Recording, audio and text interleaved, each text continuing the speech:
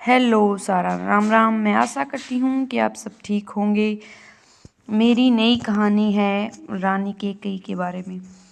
रामायण में रानी कैकेयी को राजा दशरथ द्वारा दिए गए वचन। रानी कैकेयी राजा दशरथ की सबसे प्रिय पत्नी थी। राजा दशरथ कैकेयी के सौंदर्य और साहस के कायल थे। कैकेयी सौंदर्य की धनी होने के साथ साथ वह युद्ध कौशल की भी धनी थी। वे राजा दशरथ के साथ युद्ध में भी उनका साथ देने जाती थी। एक बार देवराज इंद्र संबरासुर नामक राक्षस से युद्ध कर रहे थे, किंतु वह राक्षस बहुत ही बलशाली था। उसका सामना कोई देवता नहीं कर पा रहे थे। ऐसे में वे राजा दशरथ के पास सहायता के लिए आए। जब राजा दशरथ ने उन्हें संबासुर से युद्ध करने के लिए आश्वासन दिया और युद्ध के लिए जाने लगे, तभी रानी कैकेयी ने उनके साथ जाने की इच्छा जताने लगी। राजा दशरथ ने भी रानी कैकेयी को अपने साथ युद्ध में ले गए। युद्ध की शुरुआत हो गई।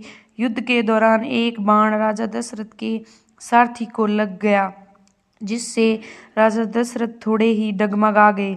तब उनके रथ की कमान रानी कैकेयी ने संभाल ली। वे राजा दशरथ की सारथी बन गई। इसी के चलते हुए उनके रथ का एक पहिया गड्ढे में फंस गया। संबासुर नामक राक्षस लगातार राजा दशरथ पर वार कर रहा था, जिससे राजा दशरथ बहुत ही अधिक घायल हो गए। यह देख रानी ने रथ में से उतर एक जल्द से रथ के पहिए को गड्ढे से बाहर निकाला और खुद ही युद्ध करने लगी। वह राक्षस भी उनके पराक्रम को देखकर भयभीत हो गया और वहां से भाग गया। इस तरह रानी कैकेयी ने राजा दशरथ के प्राणों की रक्षा की। राजा दशरथ ने भी रानी कैकेयी से बहुत प्रभावित हुए। उन्होंने रानी कैकेयी को अपने 2 मनचाहे वरदान मांगने को कहा। रानी कैकेयी ने राजा दशरथ से कहा, आपके प्राणों की रक्षा करना यह तो मेरा कर्तव्य है। किंतु राजा ने उन्हें फिर भी वरदान मांगने को कहा। रानी कैकेयी ने कहा, अभी मुझे कुछ नहीं चाहिए।